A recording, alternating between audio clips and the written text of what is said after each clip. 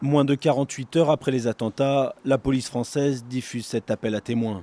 Il s'agit de Salah Abdeslam, un Français de 26 ans né à Bruxelles et considéré comme dangereux. C'est lui qui aurait loué l'un des véhicules utilisés pour les attaques de Paris. Son frère Brahim serait le kamikaze du boulevard Voltaire.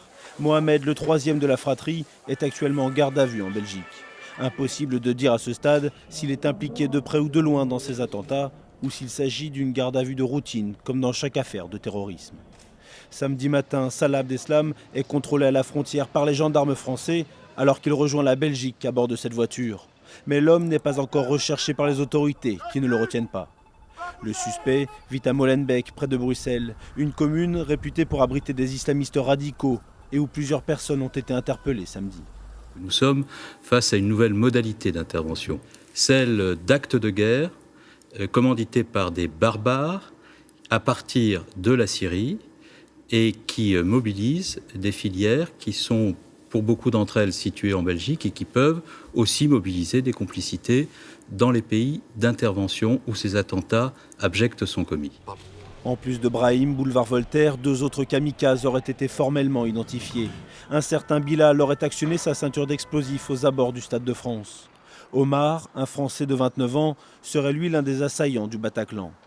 Il était connu jusque-là comme un petit délinquant condamné à 8 reprises pour des outrages ou conduite sans permis, mais jamais incarcéré.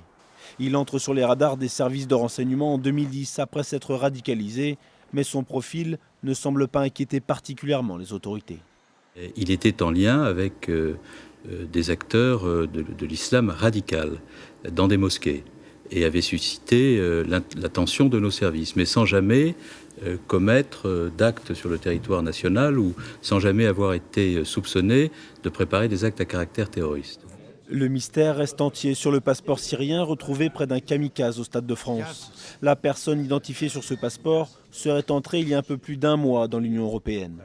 Αυτός ο άνθρωπος, με βάση τα στοιχεία που συλλέγουμε από όλες τις υπηρεσίες, ήρθε όντως στην Ελλάδα, κατεγράφει σωστά στην Ελλάδα, έφυγε από την Ελλάδα, διέσχισε 5 χώρες από τις 5 ή 7 χώρες ανάλογα τις διαδρομές που θα μπορούσε να ακολουθήσει, από τις οποίες ξανακαταγράφεται μονάχα στην Κροατία και στη Σερβία.